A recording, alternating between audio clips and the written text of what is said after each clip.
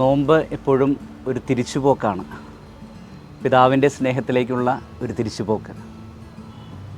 ഈ സ്നേഹം അനുഭവിച്ച് ഒത്തിരിയേറെ സന്തോഷത്തോടെ നടന്നവരാണ്. പക്ഷേ ഈശോ തന്നെ നമ്മോട് ചോദിക്കുന്നൊരു ചോദ്യമുണ്ട്: നിനക്ക് ആദ്യമുണ്ടായിരുന്ന സ്നേഹം ഇപ്പോഴുണ്ടോ? അതിൻ്റെ ഏറ്റവും മനോഹരമായിട്ടുള്ള രംഗം നമ്മൾ കാണുന്നത് ഈശോ പത്രോസിനോട് ചോദിക്കുന്നതാണ്. 3 വട്ടമാണ് ചോദിക്കുന്നത്, നീ എന്നെ സ്നേഹിക്കുന്നുവോ?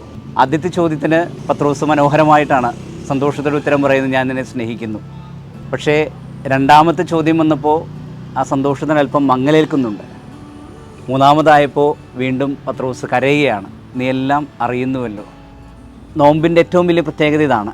ഈ ഒരു സ്നേഹം നമുക്കുണ്ടോ എന്നുള്ളൊരു തിരിച്ചറിവ് നമുക്കുള്ള നാളുകളാണിത്.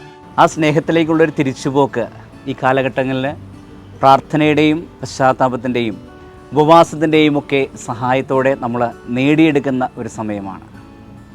അതുകൊണ്ട് തന്നെ ഈ നോമ്പ് നമ്മുടെ ജീവിതത്തിൽ ഏറ്റവും നല്ലൊരു അനുഭവമാകട്ടെ എന്നാണ് നമ്മുടെ പ്രാർത്ഥന. സങ്കടത്തോടെയല്ല നമ്മൾ നോമ്പെടുക്കുന്നത്, സന്തോഷത്തോടെ നോമ്പെടുക്കണം. കാരണം എന്നെ സ്നേഹിക്കുന്നവനായ തമ്പുരാൻ്റെ കൂടെ ഞാനായിരിക്കുന്നു. ആ സ്നേഹത്തിലേക്കുള്ള തിരിച്ചുപോക്കാണ് എൻ്റെ ഈ നോമ്പെന്നുള്ള ആ ഒരു ഉൾബോധ്യം നമുക്കുണ്ടാകുമ്പോൾ അതാണ് നമുക്ക് ഏറെ സന്തോഷം തരുന്നത്. ഈശോ തന്നെ പറയുന്നുണ്ട്, നിങ്ങൾ ഉപവസിക്കുമ്പോൾ മുഖം കഴുകുക, സന്തോഷത്തോടെ ഇരിക്കുക.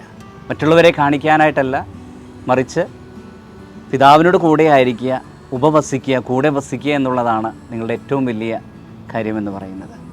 ഈ നോമ്പിലും നമുക്കങ്ങനെ ആയിരിക്കാം, പിതാവിനോട് കൂടെ ആയിരിക്കാം, പ്രാർത്ഥിക്കാം. ഒരു തിരിച്ചുപോക്ക് നമുക്കും ഉണ്ടാകട്ടെ. കാരണം നടന്നു വന്ന വഴികളിൽ, പിന്നിട്ട വഴികളിലൊക്കെ പോരായ്മകളുണ്ട്, ബുദ്ധിമുട്ടുകളുണ്ടായിട്ടുണ്ട്. അവിടെയൊക്കെ ഈ ഒരു തിരിച്ചുപോക്ക് എന്നും നമുക്കൊരു ശക്തിയായിട്ട് മാറട്ടെ. അതുകൊണ്ട് തന്നെ ഈ ഒരു നോമ്പിൽ ഉപവാസവും പ്രാർത്ഥനയിലൂടെയൊക്കെ പിതാവിൻ്റെ സന്നിധിയിലേക്കായിരിക്കുമ്പോൾ എന്നെ തന്നെ ബലപ്പെടുത്തുകയാണ്. എൻ്റെ പോരായ്മകളെ, എൻ്റെ ഇല്ലായ്മകളെയൊക്കെ മാറ്റി ദൈവത്തോട് ചേർന്നിരിക്കലാണ്.